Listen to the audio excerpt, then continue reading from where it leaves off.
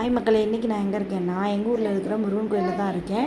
இன்றைக்கி முருகனுக்கு திருக்கல்யாணம்னு சொன்னாங்க. அதனால் ஏர்லியாகவே கிளம்பி கோயிலுக்கு போனால் எனக்கு முன்னாடி கோயிலில் பூராமே வந்துட்டாங்க ஃப்ரெண்ட்ஸ். உள்ளே போய் திருக்கல்யாணம் நடக்கிற இடத்துக்கு போகணுன்னு பார்த்தா போக முடியல. பக்கத்தில் அந்த மூலவர் சன்னதியில் இருக்கிற சாமியை பார்த்துட்டு அதுக்கப்புறம் திருக்கல்யாணம் நடக்கிற இடத்துக்கு போவோன்னு சொல்லிட்டு போய் பார்த்தா இன்ச் பை இன்ச்சாக நகர்ந்தாங்க. முதலாம் மக்கள் வந்து சாமியை மனசில் நினச்சி கும்பிட்டாங்க.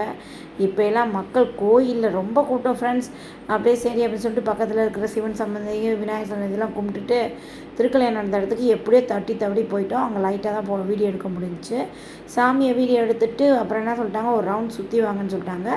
அப்படியே மெதுவாக சுற்றி வந்தோம் ஃப்ரெண்ட்ஸ்.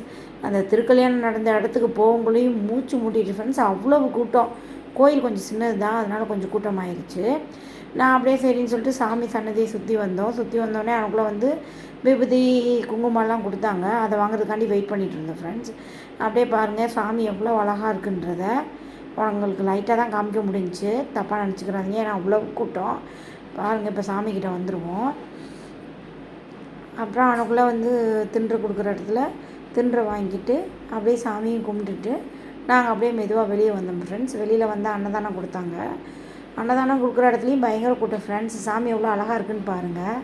அப்புறம் ஒரே அடித்து பிடிச்சி எப்படியோ கொஞ்சம் பொங்கலை வாங்கிட்டு சன்னதியில் உட்காந்து சாப்பிட்டுட்டு வீட்டுக்கு கிளம்பிட்டோம் ஃப்ரெண்ட்ஸ். எங்கள் வீடியோ உங்களுக்கு பிடிச்சிருந்தா லைக் பண்ணுங்கள், ஷேர் பண்ணுங்கள், கமெண்ட் பண்ணுங்கள்.